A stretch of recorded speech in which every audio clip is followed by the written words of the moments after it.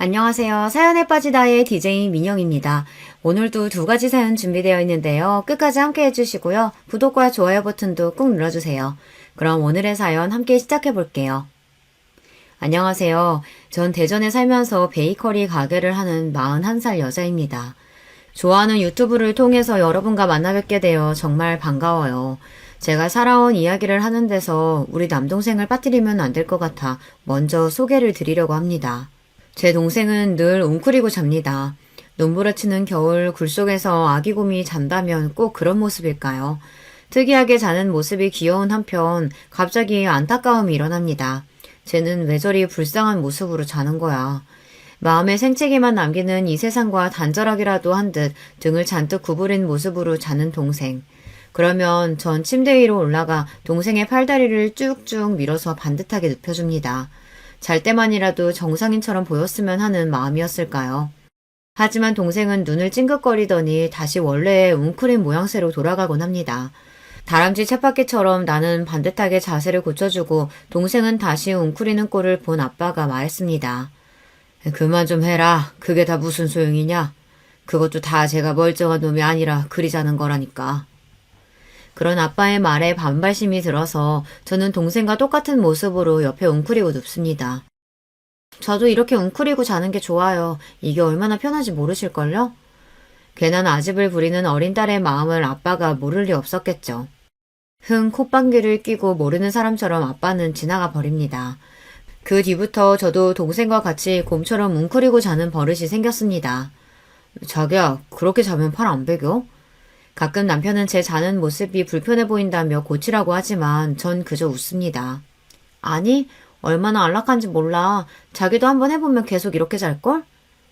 제가 동생을 바라보는 복잡 단안한 마음을 여러분은 이해하시겠죠. 그 애가 가진 장애 때문에 내 가족이 아니려니 부정하고 외면도 해봤어요. 아무리 제가 그를 정상인처럼 행동하게끔 교정해봤지만 때때로 허사였습니다. 그래도 동생은 자기만의 느릿한 속도로 말하는 법을 익히고 세상을 이해해갔던 것 같아요. 끝내 자신이 잘하는 일을 찾았고 그 일이 힘들어도 멈추지 않았습니다. 그런 동생을 저는 누구보다 아끼고 사랑합니다. 제 동생 영민이는 저보다 7년 터울로 선천적으로 뇌병변 장애를 갖고 태어났어요. 아들을 낳으라는 친할머니의 구박에 엄마는 잦은 유산을 겪으면서 어렵게 동생을 낳았지만 멀쩡하지 못한 모습을 보고 친할머니와 아빠는 욕부터 해대셨대요. 병신, 손가락질하며 놀려대던 동네 애들이나 이웃 어른들의 멸시 어린 눈빛은 늘 우리를 따라다닙니다.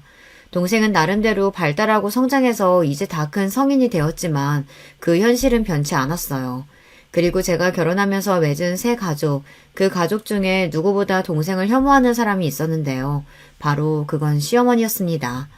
아빠의 반대로 동생은 상견례 자리 등 가족들이 모이는 공식 석상에 단 한 번도 나오지 못했어요. 장애가 있는 남동생이 하나 있다는 이야기는 들으셨지만 결혼식 날이 돼서야 처음으로 시댁 가족들은 제 동생을 만나게 되었죠. 다리 근육의 강직으로 동생은 걸을 때 바깥날 발로 자꾸만 걷게 되고 이를 교정하는 깔창을 넣었지만 아무래도 걷는 모습이 정상인과 다르게 보였습니다. 미리 마음의 준비를 하고 있었지만 동생이 걸어오는 것을 보는 시댁 가족의 당황스러운 기색이 제게 느껴졌어요. 그래도 그 기색을 애써 감추시고 동생에게 악수를 청하시는 시아버지의 모습에 가슴을 쓸어내리며 안도했죠. 하지만 시모는 목에 뭐 잘못 걸린 사람처럼 불편한 기색을 감추지 못했습니다. 그러고는 제 동생을 못 본 척 서둘러 지나치더군요. 인사 한번 건네지 않은 어머님의 모습에 속으로 좀 상처받았어요. 지금 생각해보면 그런 행동 하나하나가 시모의 인격과 민낯을 보여주는 행동인지 그때 알아챘어야 했는데 말이죠. 그런데 그 무시가 끝이 아니었습니다. 신혼여행에 돌아와 시댁에 와 있는데 대뜸 저에게 이렇게 말씀하셨어요. 네 동생은 그 꼽추 같은 거냐? 왜 그렇게 삐딱하게 걷고 이상하게 움직이는데? 무슨 병에 걸린 거야? 그런 건 전혀 아니고요. 신체 건강한 아이예요. 뇌기능 일부에 문제가 있어서 운동 능력이 정상인과 좀 다른 것 뿐이에요. 그럼 그 장애 유전자가 너희 집안에 흐르고 있는 거 아니냐? 나중에 내 손자에게 그게 옮겨갈까 무섭다. 그러니까 너 혹여 임신하게 되면 모든 검사 다 해라. 태아가 조금이라도 문제 있다면 낳지 말고 바로 지우고. 알겠냐? 시어머니라는 사람이 참 너무 무례하죠. 이후에도 시부는 틈만 나면 제 동생을 들먹이며 나를 약자로 만들었습니다. 하지만 여느 장애아 가정이 그렇듯 저도 심장에 어느 정도 근육이 배긴 사람이죠. 성치 않은 동생을 보호하고 다닐 때 우리에게 쏟아져 꽂히는 타인의 시선을 이겨내는 법, 피해 하나 주지 않았는데 그저 벌레 보듯 하며 쫓아내던 식당 주인들, 동생의 보호자로 살아온 세월 밥은 어디 꽁으로 먹었겠습니까? 그렇다고 해서 아픈 게 죄는 아니잖아요. 이리 항변해본들 우리 편 들어줄 정상이 있는 세상에 몇 없다는 걸 아니까 그저 체념하고 혼자 삭히는 수밖에 없었습니다. 시모가 제게 했던 모욕적인 언행을 남편에게 옮기지 않았어요. 그건 단지 가정의 분란이 끔찍이도 싫어서였어요. 제가 그런 선택을 하게 된 것은 사실 친정아빠의 영향이 컸습니다. 우리 집안이 이럴 리가 없는데 이게 다 네 엄마 탓이야. 저런 거 내 눈앞에서 치워. 우리 아빠는 그 어떤 타인보다 더 거칠게 자기 아들을 혐오했습니다. 아버지는 명문고와 명문대를 거쳐 공직 생활을 하셨던 분이죠. 남다른 자신감과 오만함으로 똘똘 뭉친 사람이 바로 우리 아빠였죠. 그런 사람에게 자식이 뇌의 일부 장애를 안고 태어났다는 사실은 아마 더할 수 없는 충격이었겠다고 전 그리 짐작합니다. 가족 동반으로 나서는 어떤 자리에서도 동생 영민이는 없는 자식처럼 집에 떨궈놓고 가셨어요. 반대로 엄마는 불쌍한 내 자식, 아픈 손가락인 영민이를 더 끔찍이 위하고 감싸셨죠. 전 부모님의 극단 사이에서 딱 중간이었습니다. 동생을 놓고 부모님 싸움 벌어지는 것도 싫고 엄마의 온 관심이 영민이만 향해 있는 것도 원망스러웠어요. 그래서 사춘기 시절 영민이가 미웠고 내 동생이 아니었으면 어디 사라져버렸으면 기도를 드린 적도 있었습니다. 하지만 그럼에도 영민이는 저를 제일 따랐고 좋아했어요. 집 밖에 나서면 주변 눈총에 무섭다는 엄마와 달리 전 동생을 여기저기 데리고 다녔습니다. 무식하고 용감한 게 제 성미라 남들 시선이 싫어도 그럴수록 더 내 동생을 세상에 내놓고 싶어졌어요. 그래서 동생은 세상이 어떤지도 알고 그런 만큼 자신의 결정을 받아들이고 강하게 이겨나갔습니다. 스스로 신발을 신고 벗고 누나에게 가끔 당돌하게 조언도 하는 그런 어른으로 성장했죠. 성인이 된 동생은 한 사회복지단체에서 수제 쿠키를 만드는 일을 하는 직원이 되었는걸요. 나이 21살에 받는 월급이 고작 20만 원에 불과했지만요. 최저시급도 받지 못하는 일이지만 간사님은 정말 성실하고 꼼꼼하게 일 잘한다며 영민이를 칭찬하셨습니다. 한편 아빠 역시 세월의 흐름을 비껴갈 수 없었는지 공직자 생활에서 은퇴하셨어요. 철마다 드시는 보약에 엄마에게 온갖 보신 음식을 해내라며 건강을 끔찍이 챙기던 아빠가 암을 얻었다는 소리를 들었을 때 전 믿을 수 없었습니다. 진짜야, 너희 아빠가 대장암이라더라. 세상 참 웃기지? 다른 사람도 아니고 너희 아빠 같은 사람이 암에 걸리다니. 자존심에 끝까지 자신의 병을 자식에게 드러내는 양반은 아니셨고 엄마가 아빠가 암에 걸렸다는 사실을 알려주었습니다. 3번에 걸친 항암 치료와 짧지 않은 투병 생활 동안 아빠는 자신이 죽지 않을 거라는 확신을 가진 사람처럼 꼿꼿이 지내셨어요. 3년의 투병 생활 끝에 아버지를 보내면서 슬픔이나 그리움보다는 허탈함과 해방감이 몰려왔습니다. 도리어 아버지 간병하면서 엄마의 건강이 나빠지는 것이 염려되었던 전 차라리 다행이다 싶었습니다.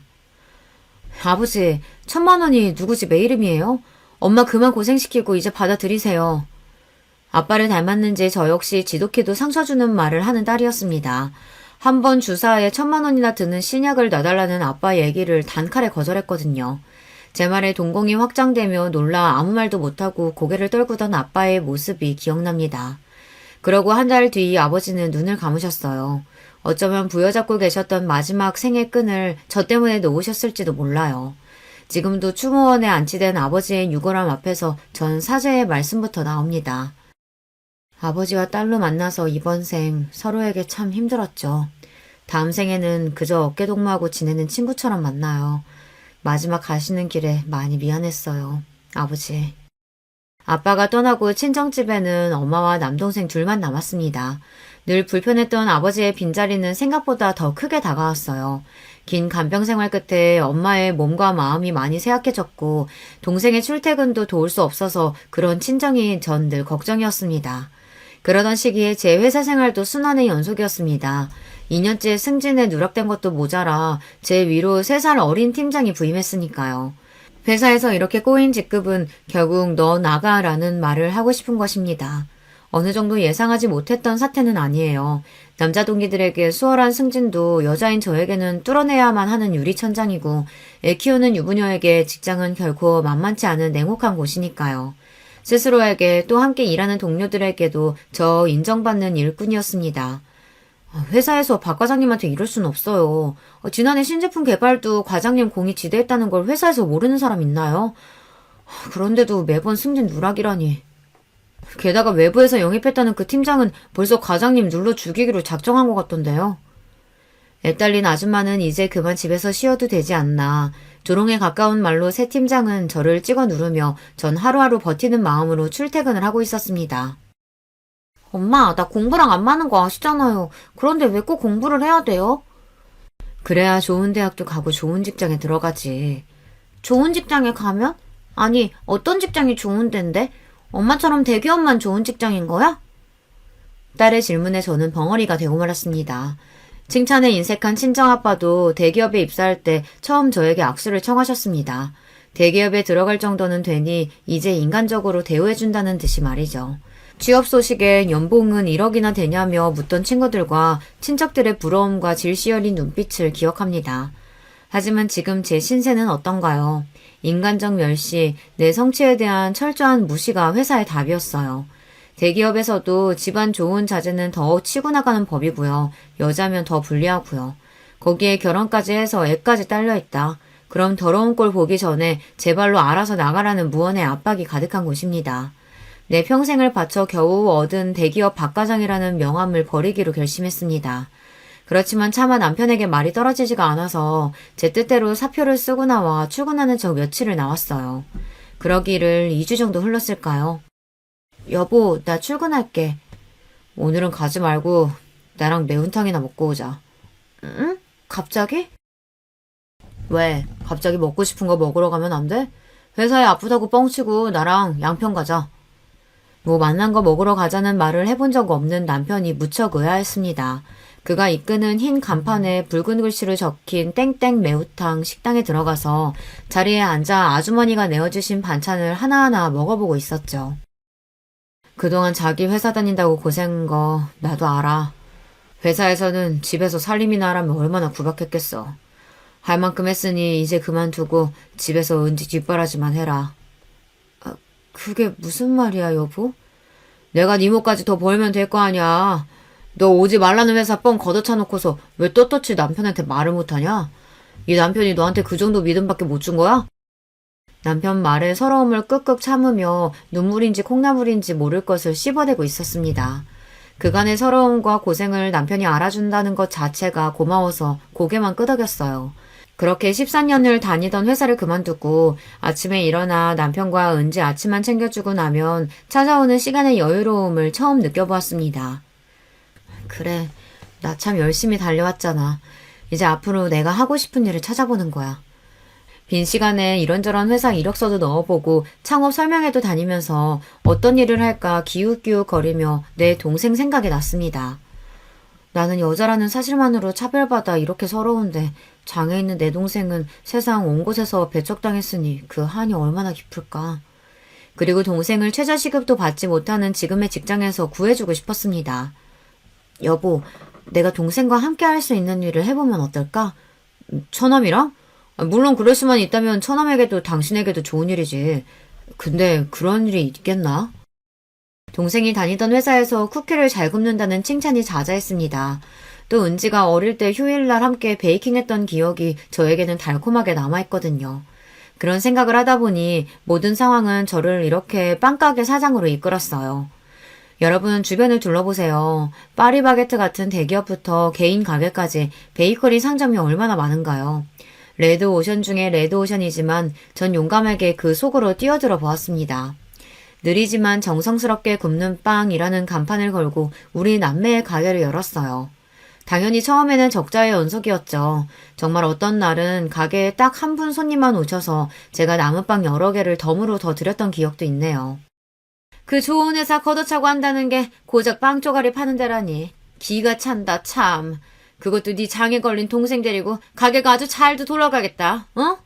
그러게 왜 그 좋은 데를 네 발로 차고 나오냐 나오길. 오늘 나온 빵 어머님이 다 사주실 것 아니면 동생, 아니 우리 직원에 대해 그렇게 말씀하지 마세요. 환영의 인사로 충분해야 할 개업식 날 찾아온 시몬은 이렇게 말로 초를 치기 시작했습니다. 시몬은 떠나는 순간까지 저에게 괜히 가게나 해서 집안 재산 들여먹는 거 아니냐, 동생은 내보내라는 등 잔소리 넘는 간섭으로 아주 기운을 빼놓으셨죠. 시모가 가시고 속상한 마음에 맥주 한 캔을 들이키는 저에게 남편은 미안하다는 듯한 한마디를 건네더군요. 오늘 엄마 말씀 많이 서운했지? 그런데 너무 미워하지 마라. 다 자식 걱정에 그러시는 거 아니겠어? 그러면서 남편은 통장과 도장을 제 앞에 내놓았어요. 안 그래도 가게 차리면서 은행에 진 빚은 있지 빵은 잘 안 팔리지. 돈 걱정이 많았던 제 마음을 남편이 알아준 겁니다. 그 돈은 바로 자기 용돈을 모아놓은 적금 통장이었어요. 통장에는 92개월간 모아온 1,470만 원이라는 숫자가 적혀 있었어요. 자기 한 달 용돈이 얼마나 된다고 그걸 떼서 이렇게나 많이 모았어? 놀란 마음을 감추고 이렇게 퉁명스레 얘기했지만 사실 속으로 떨렸습니다. 왠지 대학교 때 등록금 하려고 모아놨는데 저것이나 하는 거 보니 대학이나 갈까 모르겠다. 처남은 나한테 아들과 마찬가지라고. 그러니 처남 등록금이라고 생각하고 내가 도울 거 있으면 또 말해. 이러니 내가 시몬은 싫어도 남편만 보며 어찌어찌 결혼 생활을 이어갔던 것 같아요. 많은 우려 속에 연 베이커리 가게는 저와 우리 친정 가족의 희망 그 자체였습니다. 동생은 빵을 구울 때 세상에서 가장 행복해 보였어요. 물론 보통의 사람보다야 많은 시간을 들여야 하죠. 하지만 정성스럽게 굽는 만큼 빵의 결은 더욱 보드랍고 쿠키의 버터 냄새는 더욱 고소합니다. 이 향과 맛은 오시는 단골 손님들이 더 기가 막히게 알아채세요. 사장님, 오늘 쿠키는 사장님이 구우셨죠? 우리 배우님이 구운 것과는 향 자체가 다르다고요. 맞죠? 맞죠? 어머, 귀신이네. 우리 배우군은 어제 손을 좀 다쳐서 오늘은 부득이 제가 구웠으니 양해해 주세요. 어머머, 우리 배우님 많이 다치셨나요? 도리어 손님 중에 이렇게 동생이 만든 빵을 선호하고 또 가게에서 안 보이면 걱정하는 분들이 늘어났답니다. 제 동생이 제일 좋아하는 동물은 곰, 그래서 가게에서 닉네임이 베어라는 명찰을 달고 있어요. 가게에 오시는 손님들은 동생을 베어님이라고 부르죠. 그분들에게 베어는 더 이상 내병변 장애인이 아니라 맛있는 베이커리를 굽는 파티셰입니다. 내 동생은 지금 최고로 행복하다면서 자기 일에 자부심을 갖고 누구보다 성실하게 일하고 있어요. 사람의 애정과 노력은 배신하지 않는 법이죠. 우리 베이커리를 찾아주는 손님들은 갈수록 늘어났답니다. 어떤 날은 가게 문을 닫는 9시가 되기 한참 전에 모든 빵이 다 팔리기도 해요. 어머, 퇴근하고 바로 뛰어오는데 벌써 솔드아웃이에요? 참, 오늘 하루가 고돼서 여기 빵 너무 먹고 싶었는데. 이렇게 아쉬움으로 발걸음을 돌리는 손님들이 생길 지경이었어요. 저와 동생은 욕심부리지 않고 하루 생산할 수 있는 만큼의 베이커리를 생산하느라 손님들의 기대에 못 미치는 양일 수 있어요. 그래도 우리 집 생활비에 동생 월급 그리고 가게 빚 이자를 내기에는 충분할 만큼 수익을 내게 되었죠. 저희 가게를 사랑해주시는 많은 분들께 이 자리를 빌려 정말 감사드려요. 한편 남편에게는 7살 어린 여동생이 있었는데요. 이 친구가 또 골칫거립니다. 우리 막둥이 봐라. 저렇게나 예쁘고 곰살맞으니 어느 놈이 데려갈까 아깝기도 하네. 네 주변에 누구 좋은 사위감 없냐? 사짜 직업 아니면 남자 집안에 건물 한 채 정도 있는 남자라야 신우에게 대볼 수 있다는 시모의 말에 실서가 나왔습니다. 고슴도치 눈에는 자식의 가시도 장미 이파리처럼 보이는 격이죠. 언니, 나 친구랑 여행 왔다가 수중에 돈 한 푼 안 남아버렸어요. 그러니까 언니가 나 좀 데리러 와줘요. 거기가 어딘데요? 운전면허도 없는 대학생이 강원도 양양까지 갔다니 거기에다가 교통비도 없어서 못 오고 있다는 말을 부끄럽지도 않은지 서슴지 않고 합니다. 신우이는 그런 여자예요.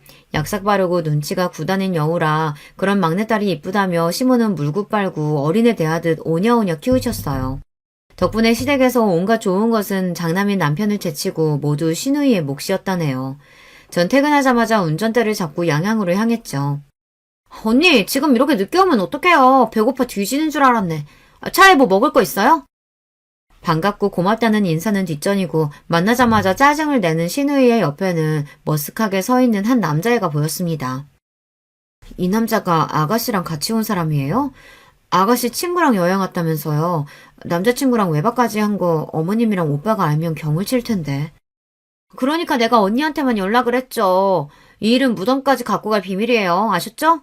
자기야, 어서 차 타고 가자. 추워. 이렇게 신우이와 남자친구를 태우고 다시 3시간 반이 걸려 서울에 도착한 경험이 있습니다.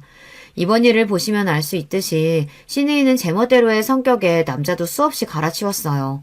고등학교 때 사귀다가 같이 가출해서 일주일 함께 살다 온 30살짜리 남자부터 시작해서 성인이 된 이후에는 남자친구가 매번 변하는 통에 몇 명인지 셀 수도 없었죠. 촌스럽게. 걘 그냥 잠깐 만나는 애일 뿐이고 무슨 남자친구라고 잔소리해요. 아가씨는 그냥 만나는 남자랑 손도 잡고 외박도 하나 봐요. 내가 인기가 좋아서 오는 남자 뭐 어떻게 막으라고. 그리고 난 결혼 생각 없으니까 애인이나 많이 만들어두는 거죠. 나도 생각이라는 게 있는 년인데 언니처럼 구질구질하게 사는 거 보고 내가 결혼하고 싶겠어요? 어찌 보면 똑똑하고 아주 계산적인 친구죠. 시댁에서 얼마나 대접 못 받고 사는 며느리인지 제가 신우이 눈에는 그리 보였나 봅니다. 그렇게 남자들과 동거도 서슴지 않던 신우이는 자기 아버지와 오빠에게는 철저히 비밀에 붙여달라며 끝까지 저를 자기 편으로 두었죠. 저도 이유를 잘 모르겠어요. 얄밉지만 신우이의 자유로운 청춘을 지켜주고 싶은 마음이었던 건지 시아버지에게는 물론 남편에게까지 신우이의 잘못을 감춰주었으니까요. 철없고 이기적이긴 해도 그 나이 때에 못 모를 땐 그럴 수 있지. 신우이는 적어도 시모처럼 동생을 들먹이며 제 가슴 후벼 파는 말을 하지는 않았으니까요. 그런데 싱글을 자유롭게 즐기겠다던 신우는 갑자기 결혼 발표를 했습니다. 그 이후 전 시모와 신우이의 추악한 민낯을 대면하고 말았고요. 결혼하겠다며 신우가 데려온 남자는 유명한 식품기업에 다니고 있는 회사원이었어요. 외모는 평범했지만 성실하고 책임감 있는 남자로 보여 시집 보내기에 안심이었습니다. 그런데 천방지축이던 신우이는 그 남자 옆에서는 세상 제일 조신하고 참한 여자처럼 연기하더군요. 입을 가리고 조그맣게 호호 웃고 술 한잔 같이 하자는 남자의 제안에 얼굴을 붉히면서 말이에요. 자기도 참, 저 술 한 방울 못하는 거 알면서. 정말 여배우 저리 가라 할 대단한 연기였습니다. 고주망태인 꼴로 친구 등에 업혀오는 일이 부지기수였던 신우이는 모르는 사람이 보면 정말 깜빡 속아 넘어갈 만큼 능숙한 연기를 뿜어냈죠. 그녀가 사귀었던 남자들이 주마등처럼 떠오르며 속으로 다짐했습니다. 저렇게 내숭 떠는 신우이가 숱한 남자들과 사귀었다는 걸, 동거까지 했다는 걸 알면 이 결혼 파토난다. 입 조심해야지. 예비 시매부에게는 미안했지만 저도 다른 시댁 식구들과 한통속으로 신우이의 비밀을 덮는 일에 동조했습니다. 그러던 어느 날 저녁 식사를 하고 있는데 남편의 표정이 별로 좋지 않았어요.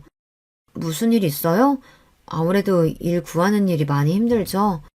바로 답을 하지 못하고 밥만 먹던 남편이 숟가락을 내려놓고 난처한 이야기를 꺼냈습니다. 오늘 영순이가 전화해서 혼수 중에 하나를 해놓으라고 하대. 오라비가 돼서 하나뿐인 동생 시집갈 집에 혼수 번듯하게 내놓으면 좋겠다는데 내가 할 말이 없더라. 사업 망한 걸 집에 말 안 해서 아마 걔는 내 사정 모를 테니까. 웬만한 일은 다 괜찮다며 대범한 남편이 땅이 꺼져라 한숨 쉬는 모습이 안타까웠습니다. 사실 그때 남편이 잘 해오던 사업이 망해서 집에서 쉬고 있는 상황이었거든요. 사업 장려하면서 많은 빚도 껴안은 상태라 그 이자 생각만 하면 우리 부부는 밤에 잠도 못 잘 지경이었어요. 그나마 동생과 차린 베이커리가 잘 돼서 망정이지 아니었으면 우리 은지와 길거리에 나앉을 만큼 심각한 경제 상황이었어요. 이 남자가 완어울리게 웬 한숨이야. 동생이 일상에 한 번뿐인 결혼을 하는데 오빠로서 가만히 있으면 쓰나. 여기 카드 줄 테니까 이걸로 내일 아가씨 데리고 가서 아주 눈에 확 띄게 좋은 놈으로 사줘요. 당장 은지가 사고 싶다는 30만원짜리 과일 전집도 고민하는 형편이었지만 남편 앞에서 통 큰 부인답게 내 카드를 내밀었습니다. 여러분, 남자의 눈물을 보신 적이 있나요? 우리 남편이 곰처럼 우직하고 무뚝뚝하지만요. 또 은근히 눈물이 많답니다. 미안하고 고맙다, 여보. 하며 고개를 수그리고 카드를 받아가던 남편은 제가 모르는 줄 알았겠지만 전 보았어요. 눈가에 슬며시 맺힌 남편의 눈물을요. 남편의 사업 실패 이후 살림은 빠듯했지만 열심히 살다 보면 빚도 다 갚지 않겠어요. 그저 베이커리나 열심히 운영하면서 하루하루 바쁘게 살아갔죠. 시간이 어찌나 빨리 흐르는지 어느덧 신우의 결혼식 당일이 되었어요. 아침에 식구들대로 결혼식에 갈 채비를 하다가 전 축의금 봉투를 만지작거리며 얼마를 넣을지 고민을 하고 있었습니다. 남편이 그런 저를 툭 치며 왜 그러냐고 묻더군요. 아니, 오늘 아가씨 결혼식 축의금 얼마를 해야 하는 걸까? 뭐 그런 걸 걱정하느라 한참 동안 앉아있어. 300만 원이나 하는 비싼 TV도 사줬는데 뭘 굳이 축의금까지 줘야 해? 그래도 어떻게 빈손으로 가. 그래도 체면치레는 하고자 적다면 적지만 우리 형편에는 큰맘 먹고 50만 원을 축의금 봉투에 넣어냈습니다. 자기가 하고 싶다던 대로 꽃이 화려하게 장식된 웨딩홀에 들어서던 신우이는 무척 행복한 표정을 짓는 신부의 모습을 보이며 결혼식을 마쳤습니다. 결혼식 마치고 급히 가게로 가려는 저를 느닷없이 시모가 붙잡으셨어요. 시골에서 올라오신 시댁 친척분들께 필요한 음식 대접을 더 해야 한다며 시모는 괜찮은 식당을 잡아보라고 말씀하셨습니다. 어머님, 저 동생하고 친구한테 잠깐 가게 맡겨놓고 온 상태라 이제 가봐야 돼요. 괜찮으시면 어머님 댁에서 하시고 필요한 음식 있으시면 배달 보내드릴게요. 얘가 지금 무슨 가게를 간다는 거야? 그 꼽추 같은 애가 어떻게 가게를 본다고? 걔한테 맡기고 왔다는 구라치면 내가 믿을 줄 아니? 그깟 몇 푼 벌자고 시댁 어르신들 대접을 맏며느리가 되어가지고 못하겠다. 꼽추라니 지금 제 동생을 그렇게 말씀하신 거예요? 사지 멀쩡하고요. 뇌에 조금 장애가 있는 것뿐이지 멀쩡히 제 할 일 잘하는 애라고 몇 번이나 말씀드립니까? 처음으로 저는 시어머니에게 정색하며 언성을 높였습니다. 그러자 결혼식장에 계신 몇몇 분의 눈길이 우리에게 향했고 제가 뭐라고 더 시모에게 이야기하려는 순간 남편이 가로막았습니다. 어머니, 좋은 날 왜 그러세요? 이 사람 말 틀린 거 없습니다. 처남이랑 친구에게 가게 맡겨놔서 이 사람 지금 많이 걱정될 거예요. 그냥 보내주시고 저랑 같이 얘기하세요. 네? 자기야, 이제 얼른 가게 가봐. 남편은 저에게 눈을 찡긋하고 시모를 말렸어요. 뭐라 더 저한테 화내려다가 손님들 눈치에 겨우 참는 시모를 뒤로하고 전 급히 결혼식장을 빠져나왔습니다. 뛰다시피 가게에 가보니 역시나 동생은 손님 응대에 어쩔 줄 모르는 상황에 놓여 있었습니다. 바로 내 앞에서 무화과시 콘 딱 떨어졌다고 하시면 어떡해요. 그럼 아까부터 그렇다고 얘기해야지. 그랬으면 바쁜 내가 지금까지 안 기다렸지. 많이 늘었다지만 아직 동생에게 이런 손님들, 특히 가게에 와서 과한 서비스를 요구하는 진상 손님을 매끄럽게 대하는 일은 무척 어려웠을 거예요. 손님, 저희 간판 보셨나요? 내가 그런 것까지 봐야 돼요? 친구가 맛있다고 알려줘서 그냥 와봤는데 직원은 말도 제대로 못하고 가게 인테리어나 서비스나 뭐 이렇게 구질구질해. 지금 말하는 당신이 사장인가 보죠? 네, 제가 사장입니다. 제 가게니까 제 마음대로 손님 가려받을 수 있죠. 이 친구는 어릴 적 뇌병변으로 의사소통이 다소 서툽니다. 그래도 베이킹 솜씨는 기가 막혀서 이렇게 오후 4시가 되기도 전에 인기 제품은 동이 나곤 하죠. 맛도 잘 알고 인격도 갖춘 손님이 저희 가게 와주셨으면 좋겠으니 손님은 더 화려하고 좋은 다른 가게 가시는 게 어울리겠네요. 내 동생에게 삿대질을 하려던 그 진산 손님, 멱살이라도 잡아채서 내보내고 싶었지만 화를 꾹꾹 누르고 최대한 정중하게 손님에게 가시라고 했습니다. 있는 대로 콧방귀를 끼워가며 기분 나쁜 티 팍팍 내고서 그 진상은 나가버렸고요. 영민아, 저 손님이 너한테 화내고 따져서 많이 두려웠었지? 그 손님은 다시 오지 않아. 이제 다 괜찮아. 불안한 마음이 되자 영민이가 예전에 가지고 있던 틱 현상이 다시 도졌어요. 손가락을 잔뜩 구부리고 고개를 까딱거리던 동생은 우는 얼굴이 되어 제 품에 안겼습니다. 저는 그런 동생을 토닥이며 괜찮다 달래주었죠. 친구가 화장실에 간다며 자리를 비운 10분 사이에 이런 일을 당했다는데 그보다는 제가 더 일찍 와서 옆에 있어야 했다는 죄책감으로 미안한 마음뿐이었어요. 이렇게 신우이의 결혼식 날은 저에게 여러모로 힘들었던 날로 기억됩니다. 그런데요, 이 일들은 곧 닥쳐올 시련의 예고편에 불과했습니다. 이튿날 시모가 우리 가게에 찾아와서는 한바탕 뒤집어 놓고 갔거든요. 내가 말하고 있는데도 무시하면서 시어른들 나 몰라라 하고선 너 그날 잘도 도망치더라? 그래서 그 대단하신 가게가 얼마나 잘 됐는지 내 눈으로 구경을 왔다. 뭐 손님이 그리 많지도 않구만. 가게 안에는 손님이 몇 분 계셨는데도 아랑곳하지 않고 시어머니는 이렇게 대놓고 역정부터 내셨습니다. 어머님, 손님도 계신데 언성을 좀. 영민아, 여기 이 손님 갖고 오신 빵 계산해드릴 수 있지? 네, 사장님. 씩씩하게 대답하던 동생은 천천히 그렇지만 온 신경을 집중해서 손님 빵을 하나하나 계산해드리고 있었습니다. 그 모습을 물끄러미 바라보시던 시모는 저에게 그러셨어요. 가만 보면 너도 어디 하나가 모자란 것도 같다. 네 동생이 빵이야 굽는다 쳐도 구태여 손님들한테 보이는 게 창피하지도 않니? 내가 손님이면 빵 사러 왔다가 어이쿠야 하고 놀라서 나가버리겠다. 지금 하신 말씀 취소하세요. 영업장에 와서까지 제 동생 모욕하시면 저 가만히 안 있습니다. 그때 제 눈앞에 번쩍하고 성광이 보였습니다. 화가 난 시모가 제 뺨을 한 대 올려버린 것이었죠. 이 건방진 년이 지난번 일도 그렇고 오늘 또 뭐라고 짓거리는 게야? 말이 나와서 말인데 결혼식 축의금도 고정 50만 원 했더라? 하나뿐인 시누이다 이년아. 네가 그러고도 가족이야? 네 동생만 그렇게 챙기고 살 거면 차라리 내 아들하고 이혼이나 해. 시무의 말에 너무 기가 막혀서 금세 대답이 나오지 못하고 잠시 어버버했어요. 그때 그 광경을 지켜보시던 단골 손님이 저 대신 나서주셨습니다. 어르신, 제가 나설 입장은 아니지만 우리 배우님은 이 가게에 없어서는 안 될 뿐이에요. 어서 우리 사장님과 배우님에게 사과해 주셔야겠는데요. 아니면 영업 방해와 폭력으로 경찰에 신고하겠어요. 이 여자는 또 뭐야? 당신이 먼저 내 아들 가게에서 이래라 저래라. 그만! 제발 어머님은 빠지시라고요. 전 더 이상 참지 못하고 시모에게 내지르고 말았습니다. 당신하고 다시 얼굴 볼 일 없게 할 테니 이제 내 가게에서 나가세요. 여긴 나와 내 동생의 가게고 당신 아들은 지금 백수로 놀고 먹고 있으니까 어머님은 아무 권리가 없으니 당장 나가시라고요. 시모는 자기 아들이 백수라는 부분에 놀랐는지 제가 막무가내로 쫓아내서 당황한 건지 모르겠지만 획하니 가게를 나가버렸습니다. 저분 시어머니 맞죠? 참 사장님의 마음고생이 심했겠네요. 시모가 절 때리고 서로 싸우는 광경을 본 데다 제가 서럽게 우니까 동상은 불안해하며 펄짝펄짝 제자리에서 뛰어댔습니다. 그 손님은 동생의 손을 잡아주면서 달래주는 한편 제 편에 서서 이야기를 들어주었고요. 그러네요. 손님이 현명하네요. 나도 이제 저런 시어머니 뻥 차버리려고요. 멀쩡히 서 있을 기력도 없던 저는 남은 빵을 손님에게 다 드리고 일찍 가게 문을 닫았습니다. 동생을 집에 데려다주고 나서 남편에게 곧바로 전화했어요. 그리고 마음속에서 몇 번이나 다짐했던 말을 내뱉었습니다. 나 당신이랑 못 살 것 같아. 나에게는 더없이 좋은 남편이었지만 우리 은지에게서 아빠를 빼앗고 싶지 않았지만 어머님 때문에 결국 난 당신을 떠날 거야. 지금 그분과 같은 하늘 아래 숨쉬고 있다는 것만으로도 미칠 지경이니까 날 놔줘요. 아마 남편은 마른 하늘에 날벼락 맞은 심경이었겠죠. 하지만 그간 시모가 저지른 추악한 일들, 오늘 일까지 남편에게 모두 쏟아내었습니다. 남편은 갑작스러운 이혼 통보를 믿기 힘들어했지만 전 생각할 여유도 주지 않고 바로 짐을 싸서 가출해버렸어요.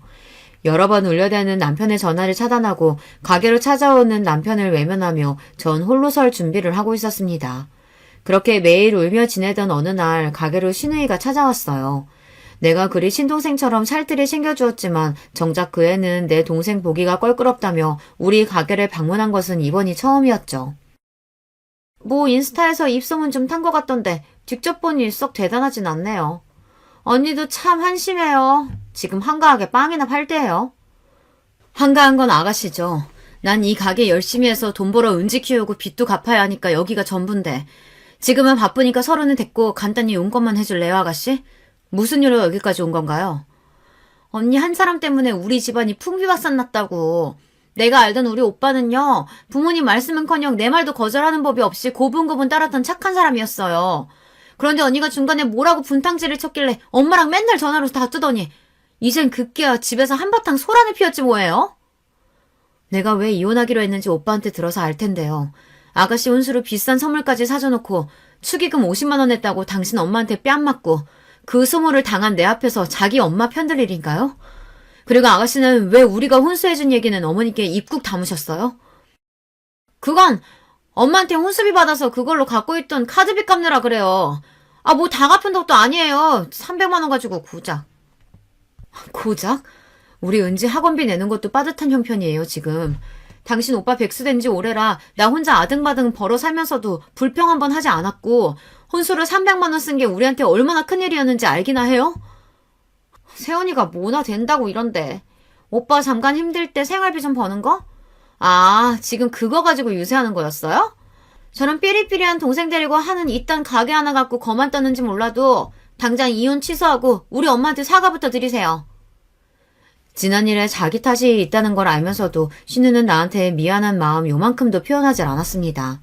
오히려 밉살맞게 끼어들어 조언이랍시고 짓거리고 가는 신우이의 뒷모습에 전 오기마저 들었습니다. 이게 아주 제대로 까부네. 오냐, 어디 넌 결혼생활 끝까지 잘할 수 있나 보자. 예전에 받은 신우이의 전자청첩장에 시 매부의 이메일 주소가 담겨있던 것이 기억났어요. 신우이의 정체를 낱낱이 밝히는 장문의 글을 써서 신우 남편에게 메일로 쏴버렸습니다. 그 이메일에는 신우가 미혼 시절 얼마나 남자 관계가 더러웠는지, 게다가 임신해서 낙태 수술을 받기 위해 나와 같이 산부인과에 갔던 일까지 모조리 담아서요. 이 일로 앞으로 시댁에 어떤 일이 닥칠지, 남편은 중간에 얼마나 괴로울지 고민도 없이 그저 마음 가는 대로 저질러 버렸습니다. 이렇게 무시무시한 복수를 제가 하게 될 줄은 저 참 독하고 사악한 사람이었나 봅니다. 제가 보낸 글 한편의 파급력이 얼마나 컸는지 얼마 뒤 절 찾아온 남편의 말을 듣고 직감할 수 있었어요. 내가 자꾸 찾아오는 거 싫어하는 거 알지만 그저 당신 잘 지내나 궁금해서 왔어. 나는 잘 못 지낸다. 제가 폭로한 신우의 과거에도 놀라운 사실 하나를 더 시매부가 알아냈다고 합니다. 글쎄 신우이가 자기 남편의 친구와도 짐승 같은 짓을 벌였던 사실이 발각당했다고요. 돌이킬 수 없는 많은 죄를 저지른 신우이는 자기 남편에게 쫓겨나서 이제 시댁에 들어와 살고 있습니다. 그런데 그녀는 아직까지 정신을 차리지 못했어요. 때마침 걸려온 신우 전화에 한참 동안 실랑이 하던 남편은 전화를 끊고 어이없어 했습니다. 이가 신하가 아직도 정신을 못 차렸나. 지가 무슨 낯짝으로 매제를 고소해. 진짜 싫다 싫어. 내 가족이라지만 진짜 정 떨어진다. 영순이가 매제랑 싸우다가 뺨을 2대 맞았는데 그거 가지고 고소하겠대. 어차피 이혼할 건데 위자료나 뜯어낼 거라고. 철면피도 유분수지. 판사 앞에 가서 그래봐라 해. 자기가 남편 친구랑 붙어먹고 낙태수술한 과거까지 숨기고 결혼한 것과 고작 뺨 2대 맞은 것 중 뭐가 더 잘못인지. 나도 같은 생각이다. 그런데 낯살이나 먹은 우리 엄마도 그런 가시나 말리긴커녕 둘이 같이 궁리하고 있다네. 오라비가 돼가지고 동생이 이렇게 어려운데도 안 도와준다며 애기처럼 떼만 쓰더니. 빌어먹을 집안. 얼마나 울분이 터지는지 입에 달지도 않던 욕지기를 애써 참는 남편 모습을 찬찬히 보니 그는 참 많이 마르고 힘들어 보였습니다. 아무리 마음 불편해도 밥은 잘 챙겨 먹고 다녀야지. 나랑 떨어진 지 며칠이나 됐다고 그새 그렇게 말랐어. 남편은 제 앞으로 조용히 다가와 제 손을 꼭 잡고 허리를 굽혀 흐느끼듯 말했습니다. 야, 나 너 없이는 못 산다. 차라리 우리 집하고 연 끊을게. 엄마랑 동생한테 너 그런 일 다시는 안 당하게 할 테니까 도로 다 받아주면 안 되겠어? 진심 어린 남편의 말에 저도 울컥해서 눈물 한 줄기가 뺨을 스치고 지나갔습니다. 그때 웅크리고 빵 제조실에 있던 동생이 뛰쳐나와 내 손을 남편 손에 억지로 얹혀주며 말했습니다. 나는 우리 형 좋아. 누나야, 은지 조카도 엄마 아빠 헤어지는 거 싫다고 나한테 울더라. 형 용서해줘. 우리 누나는 천사잖아. 내 동생까지 이렇게 거들고 나서자 그만 전 눈물을 왈칵 쏟아내고 말았습니다. 사실은 저도 남편을 사랑하는 마음이 변치 않았기에 이별이 힘들었거든요. 결국 전 남편에게 돌아가기로 했습니다. 다만 남편의 말대로 시댁과 인연을 끊겠다는 조건을 달고서 말이죠. 제 믿음대로 그는 자기의 핏줄과 남남처럼 지내고 살았습니다. 그러니 결국 시모는 어쩔 수 없다는 듯 저를 찾아와 빌게 되었죠. 가게에 들어선 시모를 보자마자 가게 일을 돕고 있던 남편은 자기 어머니를 바로 내보내려고 했어요. 내가 이미 말했잖아요. 이제 엄마도 동생도 모르는 고아처럼 살 테니 자꾸 여기 찾아오지 마세요. 낯선 아들의 모습에 서러웠던지 시몬은 통안의 눈물을 흘리며 제게 인간적인 모습을 보이고 말았습니다. 네가 처음 시집 왔을 때부터 미웠던 건 아니었다. 그런데 내 평생을 바쳐 키워낸 아들이 갈수록 너만 싸고 도니까 꼭지가 돌기 시작했어. 늙은 시애비의 꼴사나운 질투라고 생각해도 좋다. 나에겐 하늘이 무너진 것처럼 충격이었으니까. 그리고 이어진 시모의 한마디에 이젠 제가 꼭지가 돌 것 같았습니다. 게다가 또 충격은 내 아들이 불구 같은 네 동생을 우리 가족보다 더 챙기고 정을 쏟는 모습이었어. 말 함부로 하지 마세요. 제 동생 보고 꼽추라 하더니 어떻게 이젠 불구라고까지 하세요? 그건 내가 못 배워서 저 동생한테 뭐라고 해야 할지 잘 몰라서 그래. 어쨌든 장애인 네 동생을 꽁꽁 숨기고 나에게서 감췄어야 했다. 네 동생을 보면 옛날 우리 집 살던 고모가 떠올라서 미치겠어. 넌 저런 동생이 뭐 떳떳하다고 시부모나 모르는 사람들 앞에서 데리고 다니는 거냐? 내 가족인데 그럼 내가 몰라라 하고 내쳐야 해요? 내 동생은요, 저보다 빵 잘 굽고 저보다 더 행복하게 사는 방법을 아는 애예요. 겉보기에 멀쩡하면서 가족들한테 상처 주고 실수하는 저나 어머님 그 누구에게도 뒤지지 않을 그럴 사람이라고요. 제 말을 듣던 시모는 잠시 말을 멈추고 뭔가 떠오르듯 말하기 힘들어하다 담담히 고백하듯 옛 이야기를 들려주었습니다. 나보다 10살쯤 많은 고모가 있었어. 어릴 적 냇가에서 놀다가 휩쓸려 척추를 다쳐서 새우처럼 등이 굽었던 우리 고모는 꼽치였지. 병신이 된 고모는 늘 어두운 방에서 꼭꼭 숨어 살아야 했어. 그래도 조카라고 나한테 고무줄이나 사방치기도 가르쳐주며 나랑 놀아주었지. 우리 고모가 등만 굽었지 얼굴도 하얗고 말은 얼마나 재밌게 하는지 참 좋아했는데. 그런 고모가 있으셨는데 왜 그리 제 동생을 눈엣 가시처럼 여기셨어요? 내가 학교 갈 무렵이 되자 동네 애들이 놀렸다. 꼽추가 집에 산다고, 나한테 꼽추 냄새까지 난다고. 그때부터 난 고모를 멀리하기 시작했지. 우리 고모는 갑자기 돌아선 내가 얼마나 미웠을까. 그래도 난 어쩔 수 없었어. 자존심 센 나한테 사람들의 가시 같은 한마디, 눈초리 한 번은 견디기 힘들었으니까. 고모님은 그래도 조카였던 어머님을 원망하기보다 기다렸을 거예요. 걱정하고. 나도 알아. 고모는 방에서 혼자 결핵을 앓다가 외롭게 죽어버렸지. 그걸 본 마흔 사람들은 또 수군거렸어. 저건 집에서 굶겨 죽인 거라고. 겨울날 방에 불도 안 떼주고 말간 죽이나 주니까 병에 걸렸지. 결국 가족에게 죽임당한 거나 마찬가지라고. 입 하나가 아까웠던 그 시절을 네가 아니?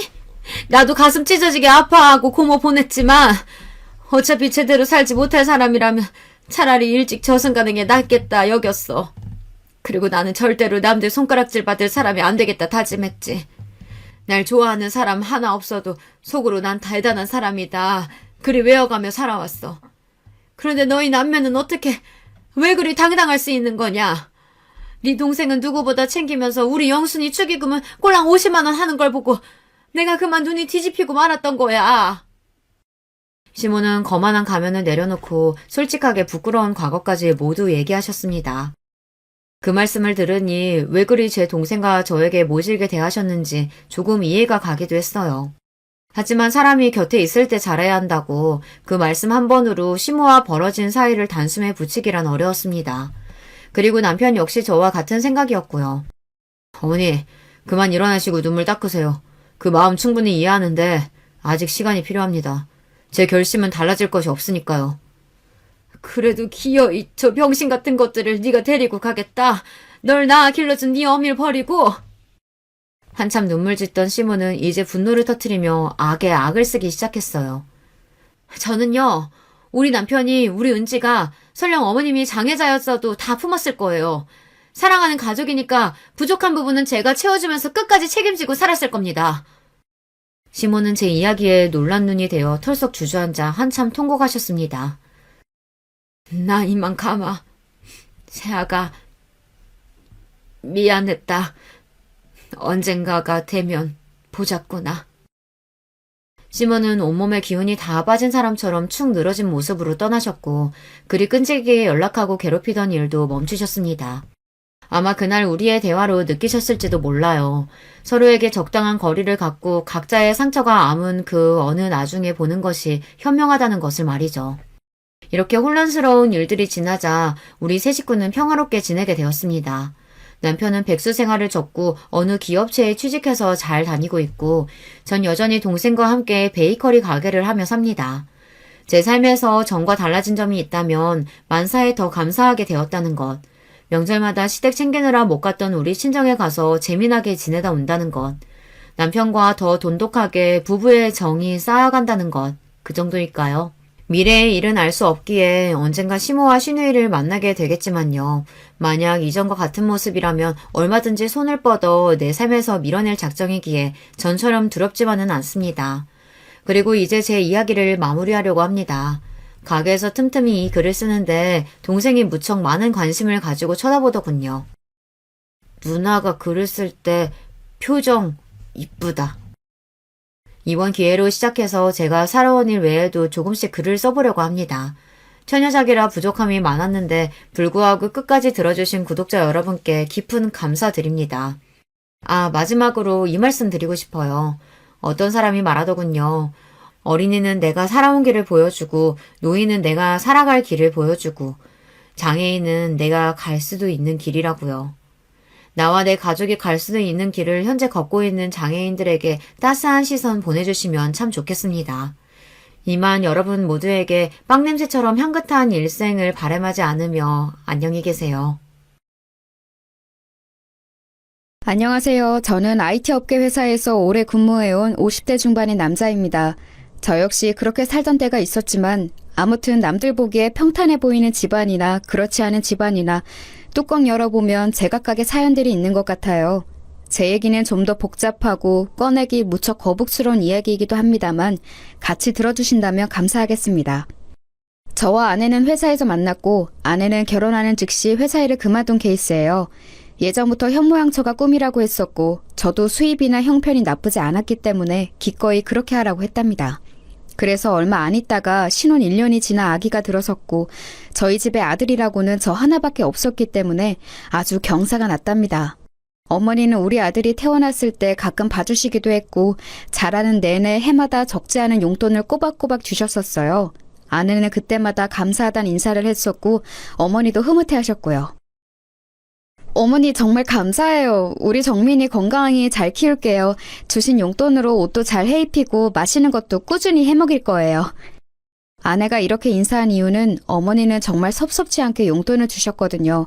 그렇게 해서 시간이 흘러 우리 아들이 초등학교 4학년쯤 되었을 때의 일인데요.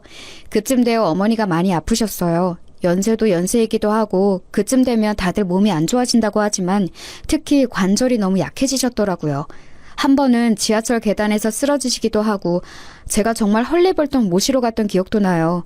이런 일이 몇 번 있으니 어머니를 혼자 두고 싶지 않더라고요. 아내도 이 사실을 알고 걱정했고 한 번은 누나들과 의논을 해야겠다는 생각했어요.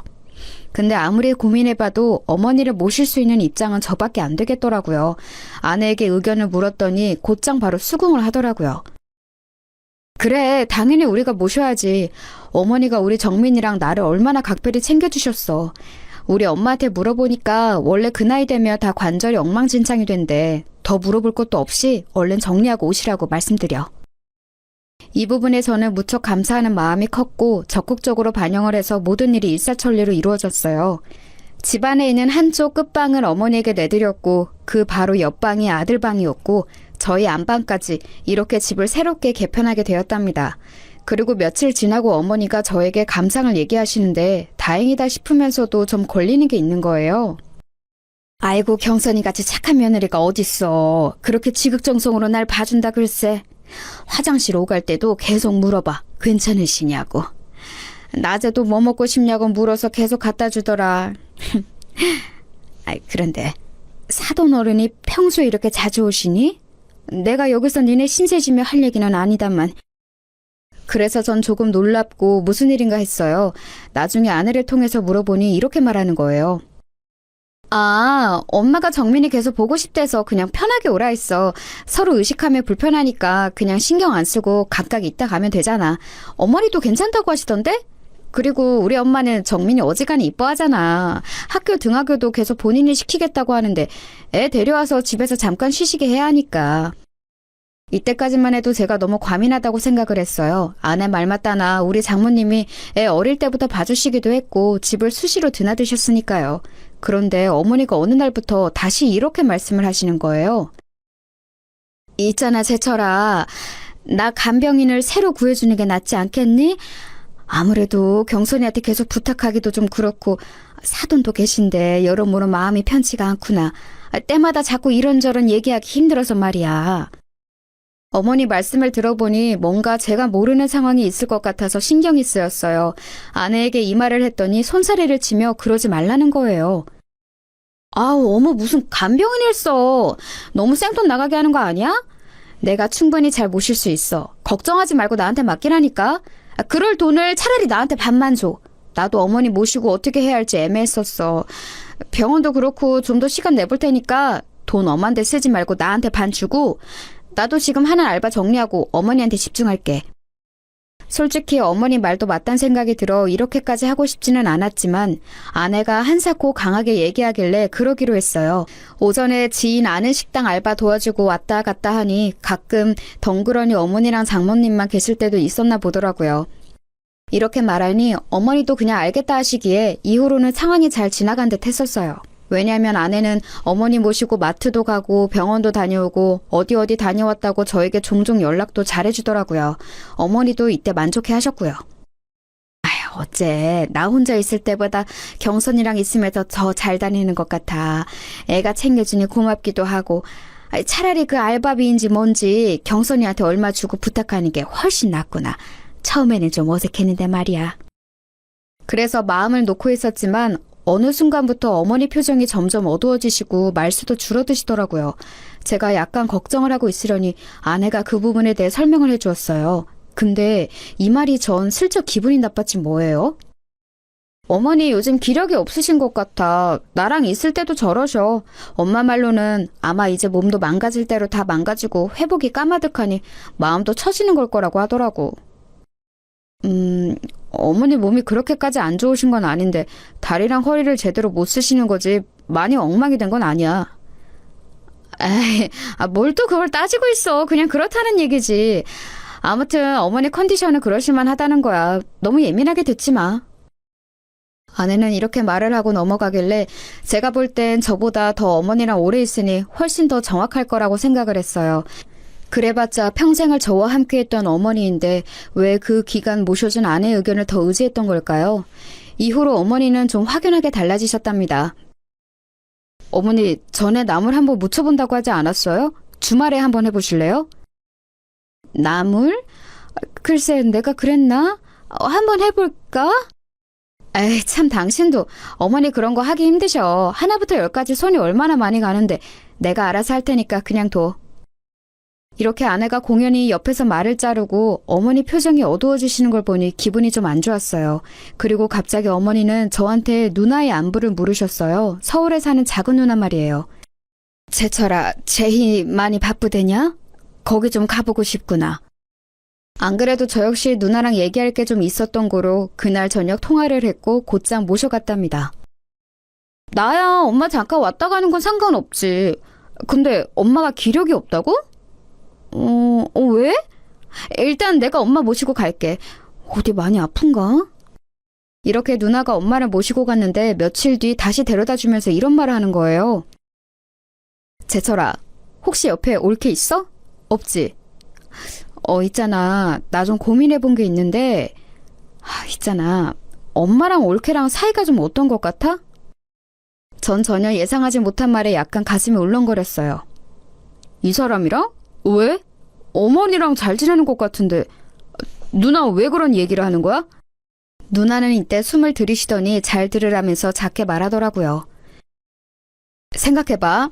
너 좀 듣기 거북하겠지만 나는 좀 이해가 안 가서. 보통 시어머니 병원 간다거나 간병인 붙여드린다고 하면 대부분의 며느리들은 그냥 자기 일거리가 줄어드니까. 근데 굳이 그 금액 반 달라고 하면서 자기가 모신다고 했다며.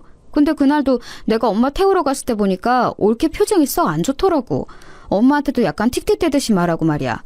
내가 있는데도 저러는 걸 보니까 없을 땐 어떨까 잠깐 생각이 들었어. 그리고 엄마 우리 집에 있던 그 3박 4일간 얼마나 잘 드셨는데 별거 없는 것도 되게 잘 먹고.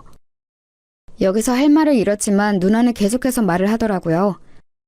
있잖아, 내가 신우짓 하는 게 아니고 엄마랑 관련된 거니까 얘기를 할 수밖에 없는 거야. 이거 좀 과하게 느껴질지 모르지만 말이야. 혹시 몰라서 그러니까 그 홈 CCTV 한번 달아보는 거 어때?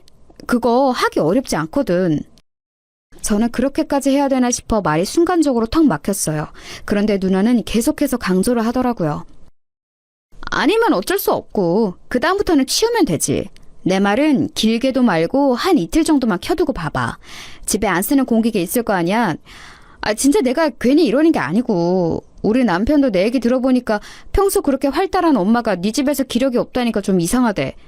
처남댁이랑 잘 안 맞으시는 거 아니냐며. 그리고 난 좀 신경 쓰이는 게 어쨌거나 돈 100만 원 받고 시어머니 봐드리기로 했으면 그 시간대에 자기 엄마 부르는 거 좀 아니지 않니?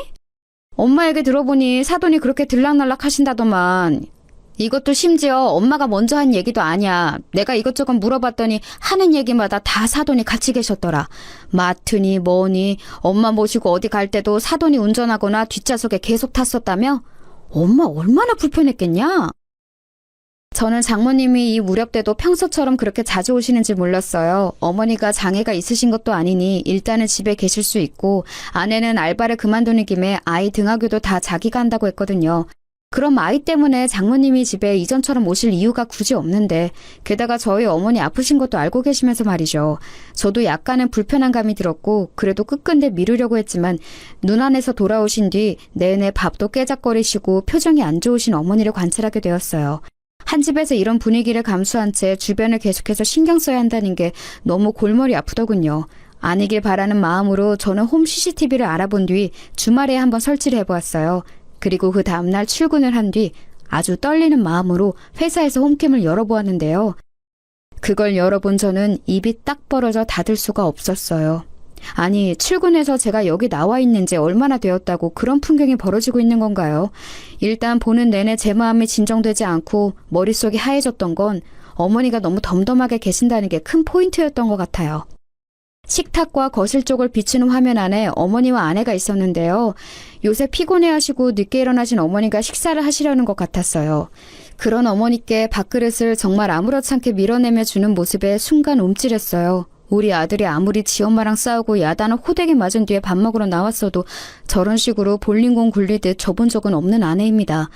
어머니는 그런 반응에 그냥 가만히 앉아서 고개도 움직이지 않고 계시더라고요. 누가 보면 잠들어 있는 줄 알 것 같아요. 계속해서 얼마 안 되는 그릇 몇 개만 쾅쾅 내던지듯이 두고 곧장 장모님이 한 화면에 잡히는 거예요. 장모님이 있는 상황에서 아내는 어머니에게 뭐라 소리 지르는 모습이 보였고 장모님은 그런 광경을 신경도 안 쓰는 듯 보였어요. 이 장면에서 저는 너무 놀라 잠깐 창을 닫았고 더 보고 있기가 힘들더군요. 오후에 켜서 다시 확인했던 내용에 비하면 이건 아무것도 아닌 셈이지만 적어도 제가 평소 생각했던 그림이 전혀 아니었어요. 아내랑 산 게 10년이 넘었고 이렇게 어머니랑 밀착해서 지내본 건 이 근래가 처음이었을 거예요. 늘 사근사근하게 말씀이 많으신 어머니가 우리 집 와서 너무 불편해하시는 게 아닌가, 왜 말수가 줄어드신 건지 조금 이상하긴 했어요.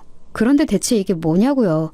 더 충격적이었던 건 꿀렁이는 가슴을 안고 제가 오전 11시쯤 다시 확인했을 때였어요. 그 안에 중간중간 확인했을 때에는 어딜 나간 건지 어머니는 방에 계시는 건지 잘 안 보였거든요.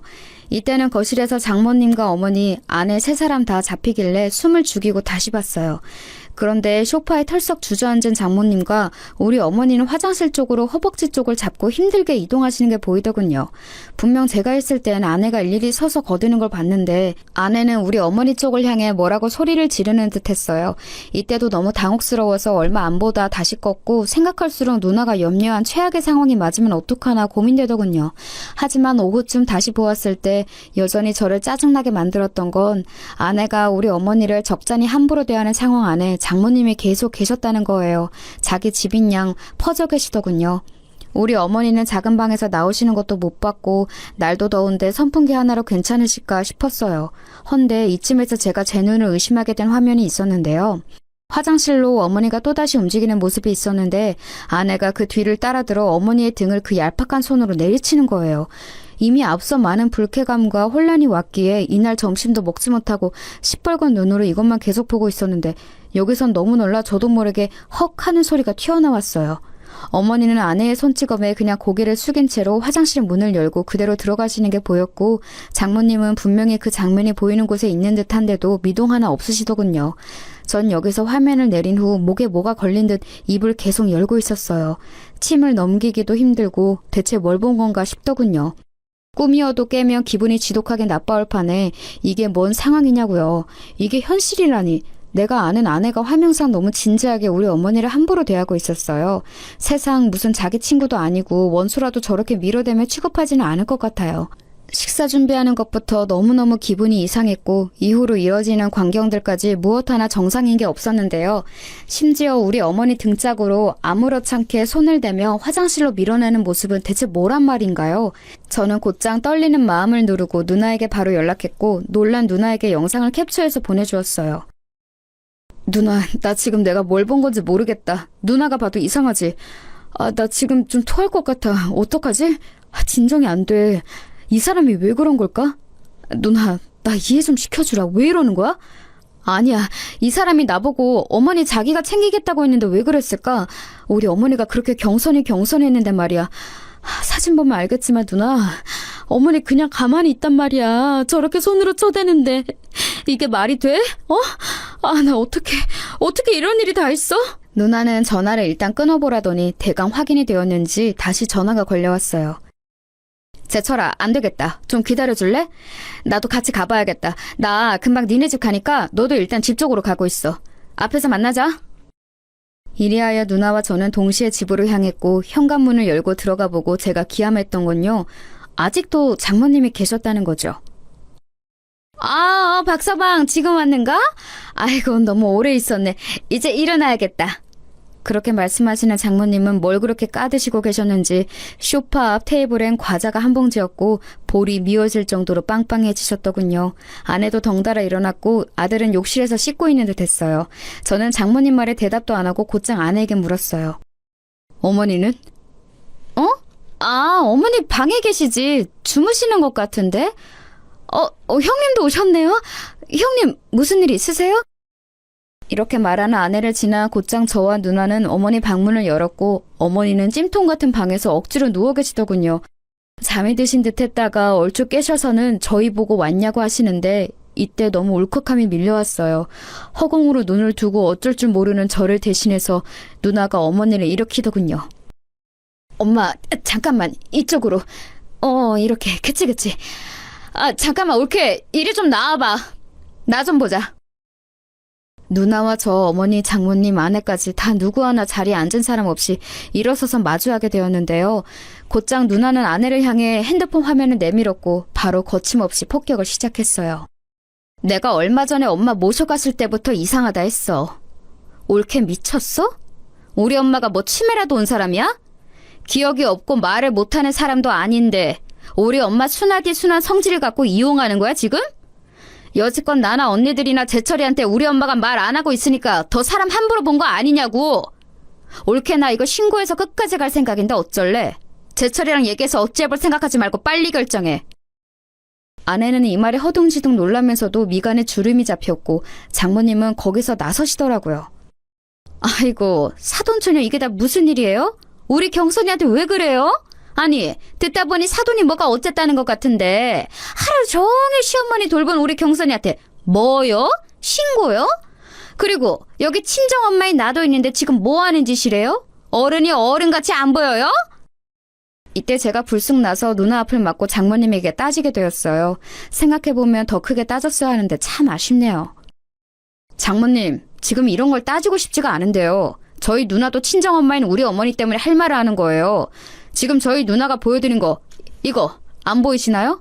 와, 저 보고 너무 놀랬습니다. 어떻게 저희 어머니한테 와이프가 저러고 있는 걸 그냥 보고만 계셨나요? 게다가 지금 집 거실은 냉방 때문에 추울 지경인데 저희 어머니 방문은 꼭 닫아두셨네요. 냉방 때문에요? 그리고 제가 네, 이건 저도 문제가 되겠지만요. 홈카메라 설치해두고 가서 오늘 뭘 하신지들 다 봤어요. 하도 어머니가 이전 같지 않고 이상하다고 해서 저도 신뢰를 무릅쓰고 이런 것을 해봤는데요. 뭐 하는 짓들이십니까 진짜? 그러자 꿀먹은 벙어리처럼 뒤에 숨어있던 아내가 겨우겨우 입을 열면서 뭘 봤는지 모르겠다고 일단은 잡아떼더군요. 여기서 저는 하루 내내 감정에 물타기를 하고 혼란스러웠던 것들이 다 사라져버리면서 그냥 모든 게 영으로 돌아간 듯했어요. 눈으로 본 화면들을 보고 너무 제 기준엔 기괴한 현실이라 믿을 수가 없었는데 아내가 이렇게 잡아떼는 꼬라지를 보니 더더욱 확신이 들었으니까요. 이 여자랑 나는 그동안 뭘 해왔던 것일까 환멸감이 마구 올라왔어요. 당신 눈으로 봐. 왜? 영상으로 볼래? 처음부터 끝까지 한번 볼 거야? 누나가 지금 경찰에 신고한다는 거 내가 말린 거야. 야, 당신 진짜 웃기지도 않는다. 어머니 왜 이런 얘기를 저한테 안 하시고. 죽겠다 진짜.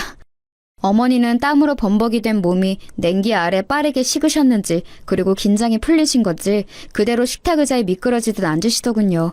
그 식탁을 눈으로 다시 보니 저는 정말 못 참을 지경이 되었어요. 그 테이블 위로 밥그릇과 반찬 그릇을 던지듯 쿵쿵 굴려대던 아내의 모습이 생각났거든요. 아내는 계속해서 부인을 했어요. 제가 더더욱 본인을 용서할 수 없도록 말이죠. 당신, 아니 잠깐 나 이거 뭔 상황인지 나도 모르겠어. 어떻게 이런 걸 말도 없이 놔두고 가? 언제 이런 건 샀어? 당신 진짜 무서운 사람이다. 내가 어머니한테 뭘 어쨌는데? 아니 막말로 해서 당신은 내가 얼마나 힘든지 알기나 해? 애 챙기고 어머니까지 챙기고 왔다 갔다 얼마나 힘든 줄 아냐고. 간병인 쓰는데 300은 넘을 거라고 걱정하길래 내가 그거 반툭 떼서 달라고 했지만 나도 중간에 그 말하고 싶었어. 솔직히 나도 짜증낸 거 있긴 하지만 이거 다 내 잘못만은 아니야. 형님도 아까 저 뭐요? 신고요? 와 진짜 너무하시네요. 본인이 돌보실 생각은 안 하시고. 누나와 저는 이런 아내의 태도를 보고 더 말할 것도 없다고 생각했고 정말 더럽고 지저분한 꼴을 다 봐가면서 한 1년에 걸친 흙탕물 싸움 끝에 이혼을 하게 되었어요. 중간에 장모님이 얼마나 사냥개처럼 달려들고 절대 우리 딸 이혼은 못 시킨다고 악을 썼고 그럼 집은 내놓고 가라는 둥 말 같지도 않은 개소리를 하시더군요. 아내가 우리 어머니에게 했던 짓거리가 담긴 그 하루의 영상 기록을 보면 그 전에 그것도 어머니가 저희 집에 와 계시는 그 짧은 시간 동안 대체 뭔 일이 있던 건지 상상하기도 마음이 아팠어요. 어머니는 아무리 저랑 누나가 물어봐도 별거 없었다고 하고 자세히 말도 해주시지 않으셨어요. 아마 본인만 참으면 된다고 생각하시는 듯 했지만 우리 둘을 비롯하여 지방에 있던 누나도 올라왔고 미국에 있는 누나까지 귀국해서 다시 되짚어야 할 정도로 우리 가족의 상처는 컸어요. 가장 가슴이 찢어지고 죽을 맛이었던 건 저였지 않을까 싶어요.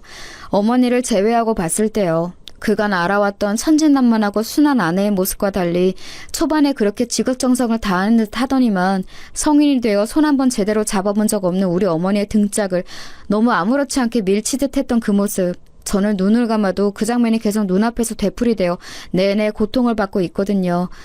뭔가 약이라도 있어서 먹고 잊을 수 있는 게 있다면 저는 그 장면을 제일 지워내고 싶어요. 게다가 저와 아내 사이에는 몹쓸 놈의 정이란 게 있었고 심지어 가장 저를 괴롭게 하는 관문이었던 자식, 바로 아들 정민이가 있었어요. 머릿속으로 당연히 이혼은 정해져 있었지만 생떼 같은 가족과 별 거지 같은 꼴을 다 치르고 찢어져야 한다니 너무 괴로웠어요. 어머니는 이 부분에 대해 너무 힘들어하셨어요.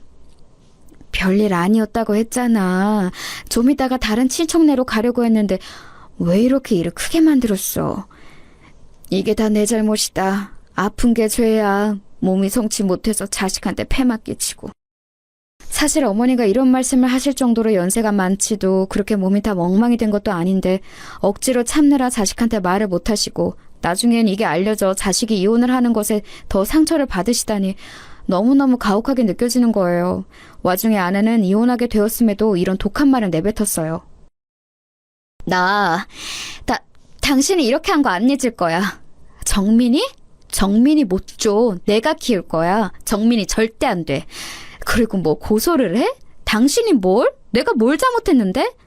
나는 아픈 시어머니 잘 봉양한 죄밖에 없어. 우리 정민이는 안 줄 거야. 정민이 누가 다 키웠는데? 우리 엄마가 나 아플 때 끼고 키운 애야. 아무튼 안 돼. 나는 뭐 고소 못할 줄 알아? 당신 몰래 촬영한 거 범죄야. 나도 알아볼 거야. 아내는 이렇게 악을 쓰고 소리소리 지르면서 자기의 다른 면모를 확인시켜 주었어요. 사실상 저런 일을 저지른 여자가 애를 데려가서 키운다는 것을 참을 수 없었지만 아이에게 물어봤을 때 얘는 이렇다 싶게 결정을 하지 못하더군요. 사실 정말 너무너무 가혹한 일이긴 했습니다. 도대체 왜 제 잘못이 무엇이길래 명백히 아내가 저지른 일로 어머니도 다치시고 제 결혼 생활도 파괴되고 아직 엄마 정을 못된 아이까지 빼앗기게 된 것이었을까요? 심지어 장모님은 동네에 온갖 욕을 퍼뜨리며 제가 바람을 피워서 이혼했다는 괴소문까지 퍼뜨리기 시작했어요. 찢어지게 가난한 본인네 집 형편에서 그나마 여유 있는 집에 시집간 막내딸내 기대어 매번 저렇게 왔다 갔다 본인은 호강에 겨우셨겠죠. 근데 이혼당해서 그 집을 나가야 하고 쫓겨나는 신세가 되었으니 아주 심술이 대단히 나셨나 봐요. 어차피 저는 집을 정리하고 그 동네로 옮길 예정이고 어머니 상태가 생각보다 많이 악화되셔서 더 신경 쓸 길이 없었어요. 이 무렵에 저는 정말 누가 뒤에서 제 등을 좀 잡아줬으면 좋겠다 싶을 정도로 아주 위태위태한 상태였어요. 어머니 영상을 본 것도 머릿속에 너무 뚜렷하고 살다 이렇게 기가 막힌 뒤통수를 맞아보는 것도 처음이었고요. 제가 이룬 가족도 붕괴되었고 매일 밤 퇴근해서 들어가며 보던 풍경과 아이 역시 다 잃게 되었으니까요. 게다가 스트레스가 꽤 심하셨는지 어머니는 얼마간 추가적인 치료를 더 많이 받게 되셨어요. 그동안 저도 회사에 휴가를 내고 한동안 정신과 치료를 받았어요. 뭐 할 수 있는 게 아무것도 없더라고요. 아내는 양육비며 이것저것 요구하는 게 많았지만 넋이나가 대꾸를 못하는 절 대신에 작은 누나가 많은 것들을 해결해주고 대신 맞서 싸워주었어요. 그래서 더 역한 꼴까지 가진 않았지만 하여간 저는 이후로 크게 일을 갈게 되었어요. 인간을 이렇게까지 미워해본 일은 아마 처음이 아닐까. 그것도 아이러니하게 사랑해서 결혼을 했고 아이까지 함께 낳아 키웠던 여자라니. 차라리 바람을 피웠다면 이보다는 나았을 텐데 싶어 몇 번이나 자다 깨서 경기를 일으키곤 했어요. 어머니의 상황은 갈수록 좋아지지 않았고 누나들의 근심도 커져만 갔어요.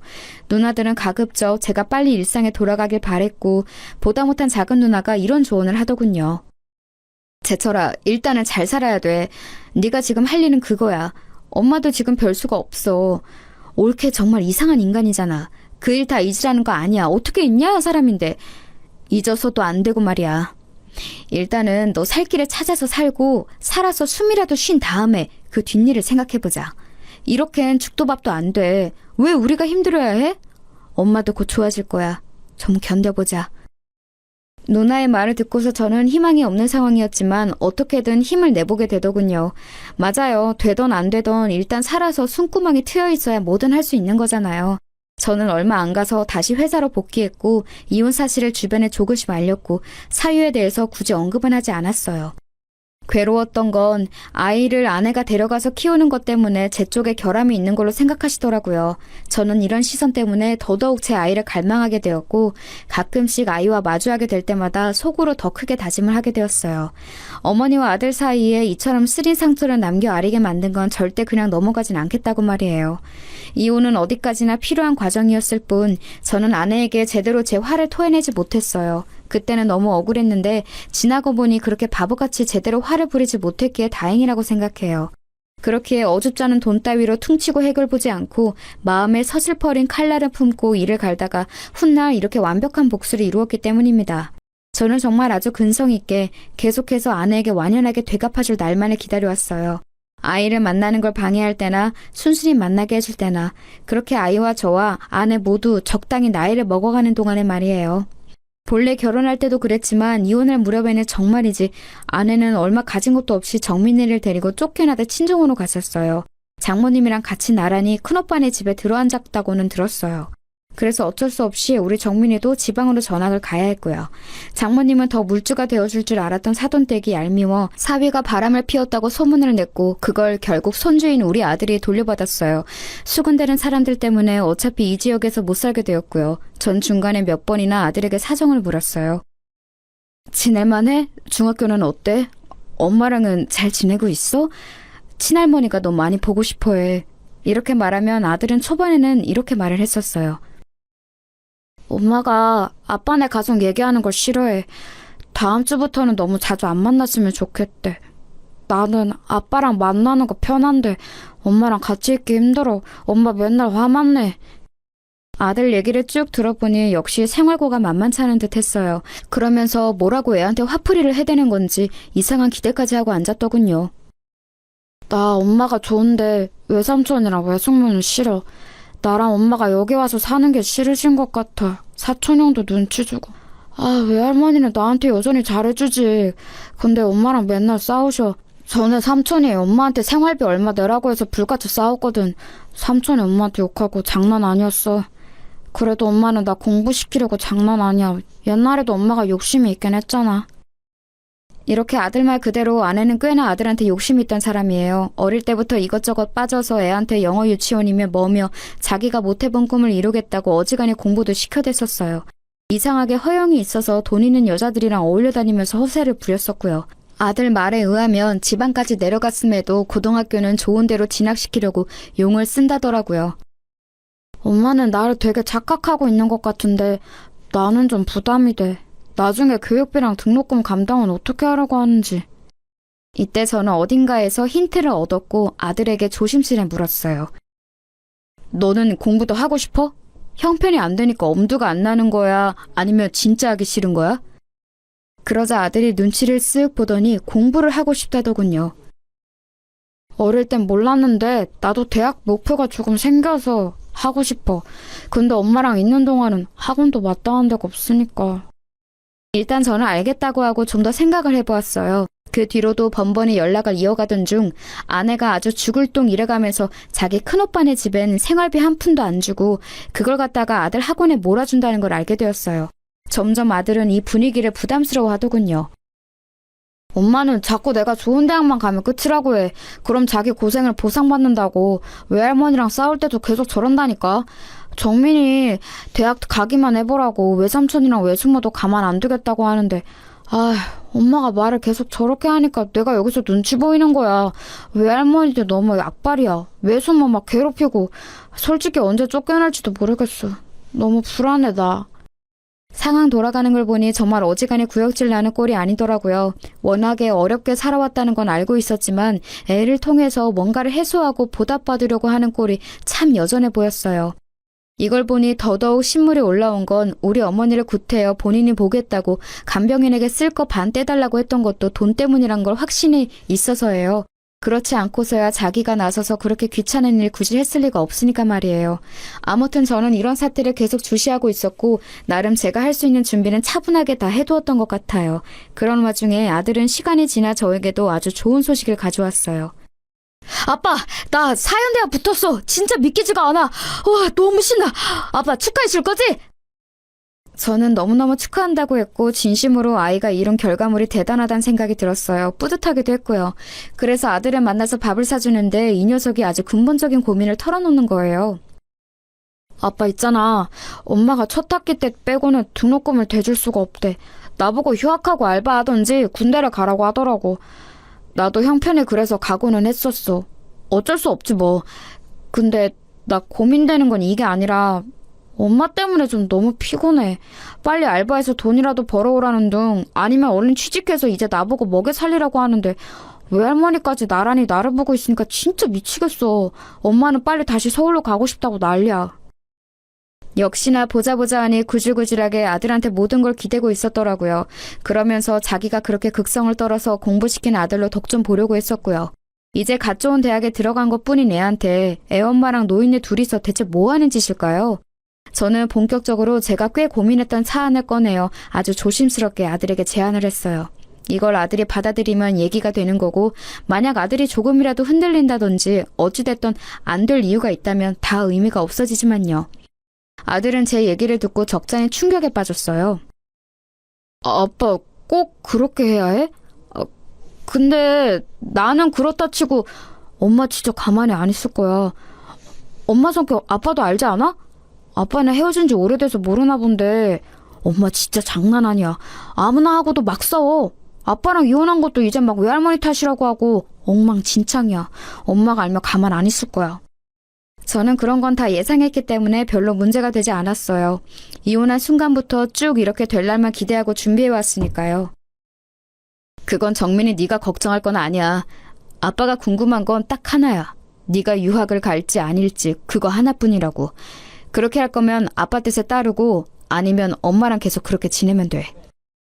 저도 이렇게 얘기하면서 아들에게는 한편으로는 무거운 짐을 지운 것 같았지만 사실 이건 복수이면서도 당연한 명분이 되더라고요. 제 입장에서는 그렇게 아내가 독을 품고 자기 할 몫은 다 내팽겨 쳐가며 자기 남편의 어머니와 그 아들인 저에게 마구 상처를 주고 가학적인 짓을 했으니 이 부분을 꼭 되갚아주고 싶었어요. 아들로 인해 최악의 상황을 겪고 만신창이가 된 어머니 때문에 복수하고 싶어서라도 아내가 꼭 그 기분이 어떤지 비슷하게 체감이 될 꼴을 만들어주고 싶었답니다. 그래서 제가 생각했던 복수는 아내로부터 아들을 빼앗는다는 것이었어요. 그렇게 공들여 키운 이혼하고 쫓겨나서 별의별 수모를 당하고 찌질하게 살아가며 오직 자식 하나만 공부시켜놨는데 이 아들이 돈 따라서 눈앞에서 사라진다면 어떤 기분이 들까요? 제가 이렇게까지 마음을 먹게 된 건 단순히 어머니에게 그런 짓거리를 했기 때문이 아니에요. 어머니는 정말 저를 생각하는 마음 하나로 제 가정이 붕괴되지 않길 바라는 마음에 꾸역꾸역 참고 말을 안 하셨어요. 나중에 저의 이혼으로 인해 더 스트레스를 받고 충격과 우울증에 시달리셨고 계속해서 요양병원 신세를 지고 계십니다. 중간에 누나들은 몇 번이나 어머니가 잘못될까 마음을 줄였어요. 숨이 불어서 계속 우리 곁에 있어주는 것만으로도 감사한 마음이지만요. 저는 궁극적으로 우리 어머니를 저렇게 만들어버린 아내를 용서할 수 없어요. 아내가 가장 집착하고 눈이 돌아있는 것을 빼앗아 아내의 생활을 엉망으로 만들어버려야 제가 살겠거든요. 아무튼 아들은 제 제안을 듣고 많이 놀랐고 감당이 안 되는 듯 했지만 저는 차분하게 설명을 했어요. 아들에게는 복수가 아니라 아들이 놓인 환경상 이혼하고 경제적 여유가 있는 한쪽 부모의 입장에서 당연히 제가 할 수 있는 제안임을 이해시켰죠. 너도 알아들을 나이가 되었으니까 얘기하는 거야. 엄마가 그간 너를 고생해서 키운 건 인정한다. 하지만 이후의 생활은 어때? 좋을 거라고 상상이 되니? 그렇지 않잖아. 많이 힘들고 할머니와 엄마의 기대가 너무 버겁다며. 외숙모 삼촌에 새들어 사는 것도 하루 이틀 아니냐고. 아빠는 정민이 너가 공부를 더 할 수 있도록 지원해줄 생각이야. 유학 관련해서도 충분히 알아봤다. 그런데 한 가지 조건이 있어. 아들은 여기까지도 예상은 못한 듯 했어요. 보아하니 아내가 절대 자기 입으로 본인 잘못을 말했을 리가 없겠더군요. 아빠가 굳이 엄마와의 연락을 모두 끊어야 지원해줄 수 있다고 말한 건 이유가 있어서야. 친할머니가 아프신 건 엄마와의 관계 때문이란다. 네가 엄마랑 같이 있으면서 내 지원을 받으면 엄마는 그걸 좋게 받아들이지 않을 거야. 받긴 받겠지만 자기를 위해서 쓰겠지. 이런 얘기를 너한테 해서 미안하지만 아빠는 그런 상황이 된다면 너한테 오롯이 들어가는 게 아니라 외할머니와 엄마한테 넘어갈 돈은 지원해줄 수 없다. 그래서 너한테 다소 힘든 상황이겠지만 제안을 해보는 거야. 사실 진즉 아빠는 널 데려와서 키우려고 했어. 하지만 너가 엄마 손이 많이 필요해 보였고 엄마도 너를 못 놓았고 순전히 널 위한 배려로 엄마 곁에 둔 거야. 내 경제적인 도움이 필요하다면 아빠는 얼마든지 줄 수 있어. 하지만 엄마랑 연결되어 있으면 도와줄 자신이 없구나. 너는 어떻게 하고 싶어?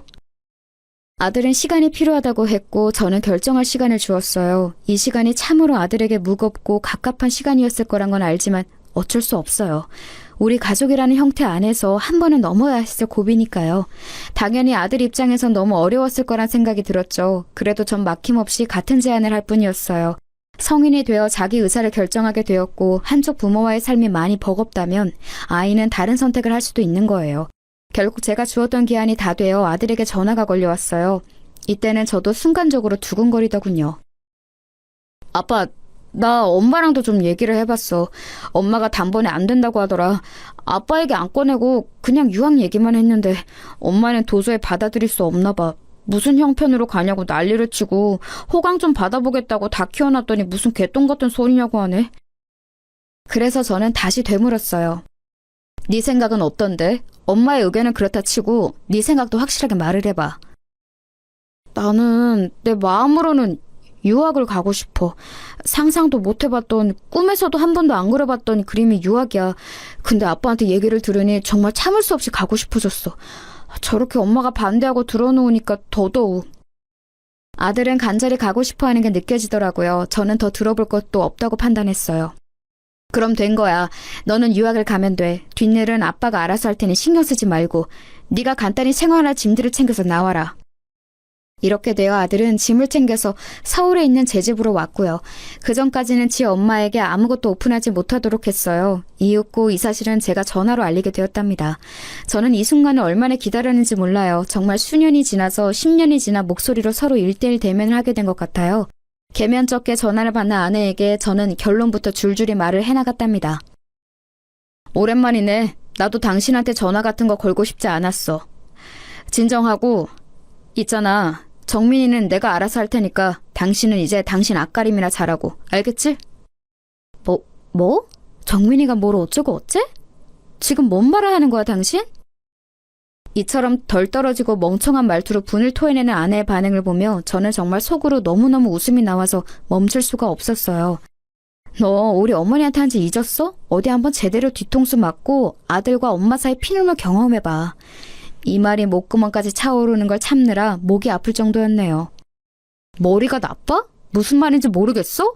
애 공부에 오른시키느라고 본인 머릿속 지능은 다 갖다 버렸나 봐. 정민이 앞길은 내가 알아서 한다고. 당신 사는 거 힘들 거 아니야. 애 어릴 땐 당신이 하도 박박 악을 써서 지랄을 해대니 그땐 내가 놔준 거야. 거진 10년이 되도록 끼고 살았으면 할 만큼 누린 거 아니냐고. 이젠 뒷일은 내가 알아서 할 거야. 애 유학도 하고 그 구질구질한 데서 안 살게 끌어내왔어. 그니까 여기는 신경 끄라고. 알아듣지? 저는 이때 환희를, 이 기쁨을 정말 이기기 힘들었어요. 어머니 일을 당했을 때 저는 너무 충격이 크고 주저하며 바보같이 어쩔 줄 모르고 소극적으로 대처했었어요. 몇 번이나 나쁜 생각을 했었고 어머니는 그런 상황에 두고 아내를 철썩 믿었던 저를 탓했었고요. 저는 정말 그날의 장면을 한 번도 잊은 적이 없었고요. 계속해서 기다리고 또 기다렸어요. 철저히 준비해서 구질구질한 싸움 없이 아주 간편하게 아내에게 복수를 할 수 있는 날은 말이에요. 아내가 저렇게 발작을 일으키는 건 그간 저의 고통에 대한 아주 재미있는 보상이랄까? 솔직한 마음으로 더 잘못되라는 마음도 컸지만요. 아무튼 아내는 길길이 날뛰고 그 뒤로도 한 일주일간은 전화가 왔었어요. 저는 마무리 확실히 짓기 위해 걸려오는 전화마다 다 받고 몇 번이나 확인 사살을 시켜줬어요. 왜? 애한테 다 쏟아붓고 그지 되었는데 애 뺏기니 못 참겠어? 당신 진짜 웃기다. 남의 엄마랑 아들 사이는 아주 반타작을 내놓고 본인 자식이랑은 잘 살 생각을 야무지게도 했네. 당신이 우리 어머니한테 한 짓을 내가 이혼 정도로 끝내주니까 세상 살기 쉬워 보이지? 이제 알아서 살 길 잘 살아. 정민이는 당신이랑 살고 싶지 않대. 돈에 환장해서 사람 함부로 대하는 벌을 아직도 못 고쳤더라. 어디 이제 아들한테 슬쩍 업혀갈 생각을 해? 주제를 알고 당장 꺼져. 그 꼬라지 들어주는 건 더 이상 정민이한테 한 남기지 말라고 오늘까지만 해주는 배려야. 앞으로는 국물도 없으니까 전화하지 마라. 그 구질구질한 목소리 또 들려오면 난 더한 짓도 해줄 수 있어. 기대하는 게 좋을 거야. 이렇게 된 이후 저희 아들은 제가 준비해준 내용을 토대로 유학을 갔어요. 간지 이제 좀 되었기 때문에 본인도 적응을 하고 있고 원했던 공부를 할 수 있어서 만족하는 것 같더라고요. 아들에게는 이런 사정을 구구절절 말하진 않았고 얘 역시 꽤나 자기 엄마한테 지쳐 있었던 모양입니다. 본인이 나서서 한동안 엄마를 보고 싶지 않다고 하더군요. 아무튼 다 쉬어빠진 목소리로 장모님한테도 항의의 전화가 걸려오긴 했어요. 울면서 자기 딸을 용서해달라고 말이죠. 자네, 내가 사과할게. 내가 이렇게 죄 받겠네. 우리 딸한테서 정민이를 그렇게 데려가면 어떡하나. 아니, 이혼하고 쫓아낼 때도 아무것도 안 주지 않았나. 그럼 다 한풀이 한 거 아니야? 자네 어머니 돌아가신 것도 아니고 정정하시다며. 정민이 말로 할머니 멀쩡히 계시다고 병원에 입원해 계신다더만. 그만하면 노인네가 잘 살고 있는 거지. 뭐 그렇게 아직까지 한이 맺혀서 우리 경선을 이렇게 괴롭혀.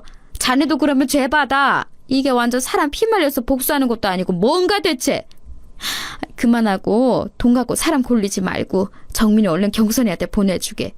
걔 하나 대학 보내겠다고 생뼈를 깎아가며 아주 밤낮없이 일해서 공부시켰어. 어? 경선이 아주 알아누워서 일어나지를 못해. 제발 좀 봐주게. 응? 하지만 장모님 뜻대로 제가 해드릴 리가 있나요? 전화 잘못 거셨다고 하고 끊어버렸습니다. 그리하여 저는 저대로의 삶을 살고 있고 아들과 연락을 매일 주고받으면서 살고 있어요. 저도 시간 날 때 출장 시기를 맞춰 같이 들어가서 만나기도 하고 아들과의 추억을 새롭게 만들어가는 중입니다. 어머니도 느지막이 정민이가 우리 쪽으로 온 걸 아시고 조금은 마음을 놓으신 듯해요. 말짱한 아들이 이혼하고 손주까지 처가로 넘어간 것 때문에 어머니는 마음의 우라가 엄청나셨거든요. 기나긴 시간을 지나 요 2, 3년이 저에게 있어서는 비로소 살아있는 듯한 느낌이 듭니다. 그리고 더 열심히 살아야겠다는 생각도 드네요. 너무나 주관적인 얘기고 분에 차이는 얘기라 듣기 다소 불편하실 수도 있겠습니다만 들어주셔서 감사합니다. 건강하세요.